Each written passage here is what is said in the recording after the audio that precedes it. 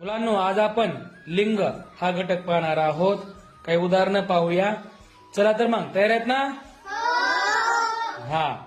देव, देवी, वडील, आई, बाहू, बहीण, कोकिळ, कोकिळा, बैल, गाय, सासरा, सासू, कुत्रा, कुत्री, पाटील, पाटलीन, चिमणा, चिमणी, कोळी, कोळी,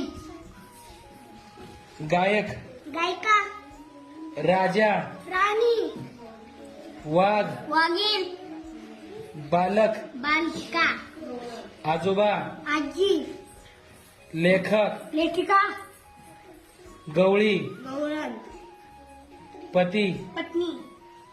छान.